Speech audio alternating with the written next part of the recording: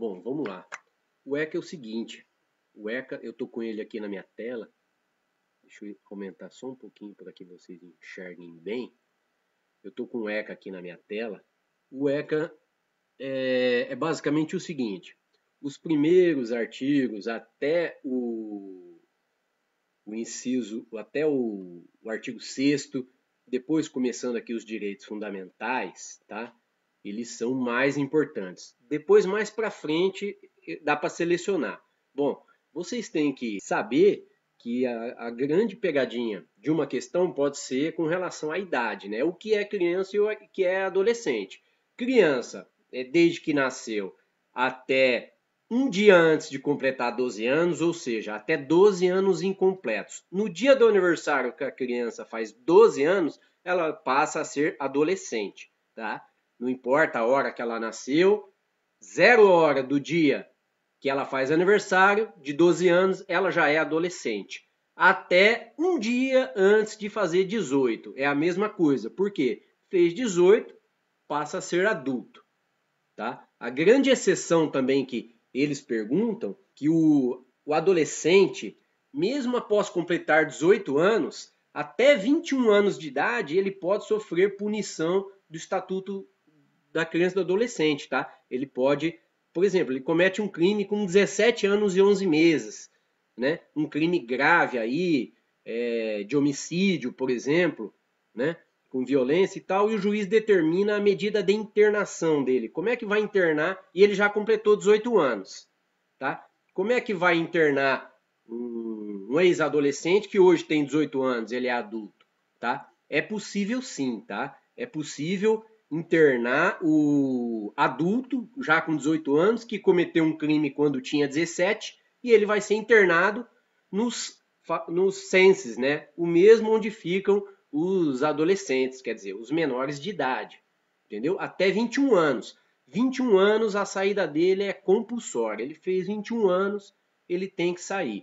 Nós vamos ver mais para frente que o juiz avalia as medidas a cada 6 meses, né, se ele deve ou não, de acordo com o comportamento dele no censo. Antes de sair a decisão final, né, ele pode ficar preso 45 dias apenas durante o processo. Então, o artigo 3º fala que a criança ou adolescente gozam de todos os direitos fundamentais inerentes à pessoa humana, todos aqueles direitos que estão lá no artigo 5º, né? Porque a criança ou adolescente é pessoa, é cidadão, é gente, igual um adulto, entendeu? Pelo contrário, eles têm muitas prioridades que nós não temos. O artigo 4º fala dessas prioridades, né? E a questão pode perguntar também de quem é o dever de cuidar da criança e do adolescente. Não é só dos pais, não é só da família. O artigo 4º é bastante importante vocês lerem e conhecerem. O artigo 4º fala, é dever da família, da comunidade, da sociedade em geral e do poder público. É dever de todo mundo conjuntamente, tá? Assegurar com absoluta prioridade a efetivação dos direitos à vida, à saúde, à alimentação, ao esporte, ao lazer, profissionalização, cultura, enfim, todos os direitos e garantias fundamentais. No parágrafo único, fala a garantia dessas prioridades. Parágrafo único. A garantia de prioridade compreende primazia de receber proteção e socorro em quaisquer circunstâncias. Primazia é receber o socorro primeiro, tá? Primeiro do que todo mundo. Lembrem do filme Titanic, quando o navio começa a afundar, o comandante fala mulheres e crianças primeiro, né? Então, mesma coisa é aqui. Crianças em primeiro lugar. Eles têm precedência de atendimento nos serviços públicos ou de relevância pública, preferência na formulação e na execução das políticas sociais e destinação privilegiada de recursos públicos nas áreas relacionadas com a proteção à infância e à juventude. Essas 4 prioridades aqui que os menores têm, vocês têm que saber, porque eles podem colocar essas 4 e colocar uma quinta que não existe e pedir a errada, né? Então vocês têm que saber. O artigo 5º também é importante, né? Nenhuma criança pode sofrer qualquer forma de negligência, discriminação, exploração, violência, crueldade. né? E o artigo 6º também. Na interpretação desta lei, quer dizer, na interpretação do ECA, leva-se em conta os fins sociais a que ela se dirige. Quais são esses fins? Proteger a criança e o adolescente, em primeiro lugar. O artigo 7º vai começar a falar do direito à vida e à saúde. Vão abrir a lei aí no site do Planalto. Vocês vão ler que o parágrafo 1º, por exemplo, aqui em cima está riscado, e tem um novo parágrafo 1º aqui embaixo, que é coisa nova, tá? As principais coisas que foram mudadas na legislação do ECA, eu vou falar já já para vocês. É o que cai em prova. Por quê? Porque a banca quer saber se você está atualizado com a lei. O artigo 8º é muito importante. Porque ele teve atualizações em 2016 e teve atualização em 2019 também, tá? É assegurado a todas as mulheres o acesso aos programas e às políticas de saúde da mulher e de planejamento reprodutivo e às gestantes, nutrição adequada, atenção humanizada à gravidez, ao parto e ao puerpério, e atendimento pré-natal, perinatal e pós-natal, no âmbito do SUS. Ora, o que é isso? Uma lei está falando da gestante, da grávida, ela está protegendo a mulher? Não, na verdade ela está protegendo a criança que está por nascer. E no parágrafo 4º, a lei diz que incumbe ao poder público proporcionar assistência psicológica à gestante e à mãe no período de pré e pós-natal, inclusive como forma de prevenir ou minorar as consequências do estado puerperal. O que é estado puerperal? Estado puerperal são alterações psíquicas que a mulher sofre logo após o parto, tá? Inclusive ela pode vir a matar o próprio filho. Algumas mulheres já mataram o próprio filho porque não enxergam influência do estado puerperal, estão perturbadas psicologicamente, não enxergam aquela criança como seu filho e mata, entendeu? Inclusive há uma excludente de licitude aí, né? Em alguns casos, né? O artigo 8º foi inserido um artigo aqui no meio, ó. Artigo 8º-A. Vocês têm que prestar muita atenção e ler esse artigo. Por quê? Porque é de 2019. Tá? Houve 2 alterações em 2019 na lei do ECA. A primeira foi no primeiro semestre. Aí no segundo semestre veio outra lei que alterou o ECA. Esse artigo A é coisa nova. Né? Fica instituída a Semana Nacional de Prevenção da Gravidez na Adolescência, a ser realizada anualmente na semana que incluir o dia 1º de fevereiro, como objetivo de disseminar informações sobre medidas preventivas e educativas que contribuam para a redução da incidência da gravidez na adolescência. Parágrafo único também é coisa nova. Artigo 10. O artigo 10 também tem uma coisa muito importante e nova, tá? Os hospitais e demais estabelecimentos de atenção à saúde de gestantes, públicos e particulares, não são só hospitais públicos e particulares, eles são obrigados a o quê? A guardar, né, a manter o registro das atividades, os prontuários pelo prazo de 18 anos. Né? É o prazo desde que a criança nasceu até 18 anos, até ela se torne adulta. Né? Ela identificar o recém-nascido mediante o registro da sua impressão plantar, né, do pé e da mão, dos dedinhos da mão. Tá? Colocar aquela fitinha para evitar troca de bebê na maternidade, entendeu? O inciso 6º, a lei antiga ia até o 5º, foi inserido o inciso 6º, é coisa nova de 2017. Diz o seguinte, inciso 6º. Os hospitais, né, são obrigados a acompanhar a prática do processo de amamentação, prestando orientações quanto à técnica adequada, enquanto a mãe permanecer na unidade hospitalar, utilizando o corpo técnico já existente.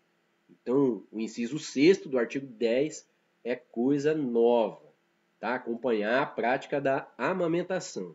Artigo 13 também é muito importante, por quê? Porque fala dos casos de suspeita ou confirmação de castigo físico, de tratamento cruel ou degradante, de maus tratos contra a criança ou adolescente, serão obrigatoriamente comunicados ao Conselho Tutelar da respectiva localidade, sem prejuízo de outras providências. Por exemplo, já aconteceu aqui em Arapongas. A mãe e o pai levaram a criança toda machucada até o UPA e disseram que a criança tinha caído, que sei lá, né? E na verdade a criança tinha sofrido maus tratos dos pais e veio a entrar em óbito, veio a falecer. Então, o UPA, né, as entidades públicas e privadas são obrigados a comunicar o conselho tutelar daquela localidade em caso de suspeita ou confirmação de castigo físico. Isso daí é muito importante, o artigo 13. Outra coisa que cai em concurso também é o parágrafo 1º, que fala quando a mãe quer entregar o filho para adoção. Né? As gestantes ou mães que manifestem interesse em entregar seus filhos para adoção serão obrigatoriamente encaminhadas, sem constrangimento, à Justiça da Infância e da Juventude. Tá? Quando a mãe quer entregar o filho para adoção, ela é encaminhada para a vara da infância e da juventude, e não para o conselho tutelar ou para qualquer outro lugar. Essa é a pegadinha que eles mudam em concurso. O outro artigo bastante importante é o artigo 14, parágrafo 1º, que fala que o SUS, né, vai promover programa de assistência médica e tal, e no parágrafo 1º fala que é obrigatória a vacinação das crianças nos casos recomendados pelas autoridades sanitárias. Exemplo, vacina para a gripe, né?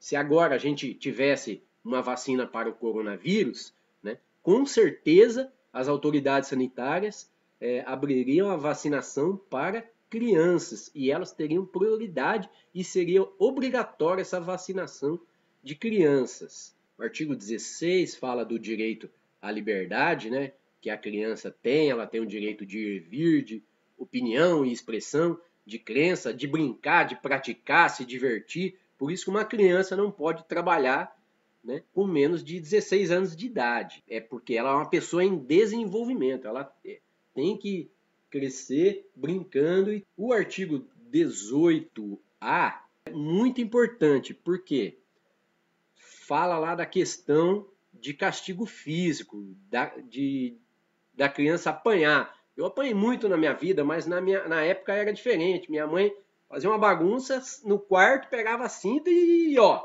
entendeu? Mas hoje em dia é diferente, por causa daquela questão lá do menino Bernardo, né? Veio a lei da palmada. A palmadinha fraquinha, todo pai pode dar na criança, mas ele não pode promover uma surra que deixe um castigo físico. Por exemplo, a surra de cinta hoje é proibida. Né? No máximo, um tapinha e tal, mas não pode deixar lesão, não pode lesionar a criança. Né? Eu vou ler aqui sobre a lei da palmada para vocês. A lei da palmada, ela não proíbe a tradicional palmadinha nas crianças desobedientes, mas sim qualquer outro tipo de castigo que provoque sofrimento físico e lesão nas crianças, nos menores. A ideia é conscientizar os pais e responsáveis que as crianças devem aprender a fazer o que é correto, não por medo de apanhar, mas sim por compreender os princípios básicos dos valores morais, éticos e comportamentais que regem uma sociedade. Quer dizer, a criança deve aprender o que é certo e o que é errado, né? E não fazer o que é errado, não por medo de apanhar, mas que ela aprenda, ela saiba que aquilo é errado e ela não deve fazer. E daí, se ela fizer, castigo, entendeu? Tirar o celular da criança, não deixar ela brincar naquele dia está de castigo, vai ficar no seu quarto. O artigo 53, que fala do direito à educação, à cultura, ao esporte, ao lazer, também teve modificação agora em 2019. Foi incluído o inciso 5º, quer dizer, foi aumentado, né? A criança ou adolescente tem direito à educação, visando ao pleno desenvolvimento de sua pessoa, preparo para o exercício da cidadania e qualificação para o trabalho. Né? Inciso 1, 2, 3, 4. O inciso 5 era o seguinte: acesso à escola pública e gratuita próximo de sua residência. Eles aumentaram esse inciso agora em 2019. Agora é o seguinte: acesso à escola pública e gratuita próxima de sua residência, vírgula, garantindo-se vagas no mesmo estabelecimento aos irmãos que frequentem a mesma etapa ou ciclo de ensino da educação básica. Por exemplo, aquela escola tem ensino de primeiro ao nono ano, agora vai até o nono, né? A criança está na quinta série, então é obrigado a escola disponibilizar a vaga para o irmão daquela criança que está na sétima, por exemplo, que está na oitava, ou que é menor, ou que é mais novo ainda, esteja no primeiro, no segundo ano, né? Para que haja união familiar, né? Se desenvolvam melhor, por questão de custo também, de transporte, tal, para facilitar a vida dos pais. Então inciso 5º, é obrigado matricular. Matriculou um, é obrigado garantir vaga a todos os irmãos que estejam, que aquela escola, né, que estejam na mesma etapa ou ciclo de ensino da educação básica. Esse inciso aí é novo. E foi inserido o artigo 53A, tá? Também é coisa nova. Coisa nova sempre é bom vocês saberem. Abram a lei e leiam tudo que é novo. Artigo 53A. É dever da instituição de ensino, do clube, agremiação recreativa e de estabelecimentos congêneres assegurar medida de conscientização, prevenção e enfrentamento ao uso ou dependência das drogas ilícitas. Quer dizer, agora as escolas, né, de ensino, os clubes, são obrigados, é dever, né, da instituição fazer medidas de prevenção ao uso de drogas ilícitas. Coisa novíssima isso daí, tá? Preste atenção, pode cair na questão. Gente, agora a principal mudança que houve em 2019, no segundo semestre, tá? Com relação à autorização para o menor viajar. O artigo 83 diz o seguinte: nenhuma criança ou adolescente menor de 16 anos poderá viajar para fora da comarca onde reside, desacompanhado dos pais ou dos responsáveis, sem expressa autorização judicial. Gente, expressa autorização judicial. Tem que ter autorização do juiz para menor de 16 anos viajar fora da comarca. Por exemplo, pega uma cidade grande como Curitiba, o menor de 16 anos embarca no ônibus intermunicipal que sai de Curitiba e vai para Araucária, que é a cidade vizinha, São José dos Pinhais. Precisa de autorização judicial? Não. Cuidado, tá, gente? Na mesma comarca, ali na mesma zona contígua, não precisa autorização. A gente vai ver isso aqui no parágrafo 1º, letra A, que é exatamente o que diz. A autorização não será exigida quando tratar-se de comarca contígua à da residência da criança ou do adolescente menor de 16 anos, ou incluída na mesma região metropolitana. Também não será exigida autorização judicial quando a criança ou adolescente menor de 16 anos estiver acompanhado do avô ou avó, né, do pai, né, ou colateral maior até o 3º grau, comprovado documentalmente o parentesco, ou de uma pessoa maior de idade expressamente autorizada pelo pai, mãe ou responsável, né, com uma autorização com firma reconhecida. Então, observar aí esse artigo 83, que ele houve mudanças agora no segundo semestre de 2019. Saindo dessa autorização, aí eu vou lá para o 132, que também houve mudança agora em 2019, tá? Artigo 132 fala: em cada município, em cada região administrativa do Distrito Federal, haverá, no mínimo, um conselho tutelar, como órgão integrante da administração pública local, composto de 5 membros, né, 5 conselheiros, escolhidos pela população local numa eleição para mandato de 4 anos. Não vai trocar, pensar que é 4 conselheiros para mandato de 5 anos. E o mandato é igual de prefeito, de vereador, de governador, de presidente. É 4 anos, tá? 5 conselheiros. A lei velha, ela parava por aí. Só que agora foi inserida uma nova frase aqui no final que pode ser pedida em concurso. Permitida a recondução por novos processos de escolha. Então, seguinte, o mandato de conselheiro tutelar, a partir de hoje, a partir de 2019, dessa lei, ele é igual de vereador, ele pode ser infinito. O conselheiro pode a cada 4 anos se candidatar, se ele ganhar, ele volta a ser conselheiro, tá bom, gente? Então é um mandato praticamente infinito aí. Ele pode, enquanto ele quiser concorrer, ele pode concorrer. Bom, lembrando que até 12 anos, se a criança comete um ato infracional, um crime ou uma contravenção, tá? Crime ou contravenção para menores de idade, menores de 18 anos, é chamado de ato infracional. Por exemplo, 15 anos praticou um homicídio, vai estar lá, né? O delegado vai fazer o flagrante, né? Ele praticou, o menor praticou um ato infracional equivalente a homicídio, entendeu? Então é chamado de ato infracional. E menor de 18 anos, ele não é preso, ele é apreendido, é o termo correto. Quando sai um mandado de prisão daquele menor, ele sai como mandado de busca e apreensão. A Justiça da Infância e da Juventude dá o mandado de busca e apreensão. Aí a gente vai na casa do menor e apreende aquele menor. Já o maior é mandado de prisão. Estudar, gente, principalmente artigo 112, são as medidas socioeducativas. Bom, menor de 12 anos não sofre medidas socioeducativas, ele não vai preso em nenhuma hipótese, ele sofre medidas de proteção. Medidas educativas é só a partir de 12 anos, adolescente.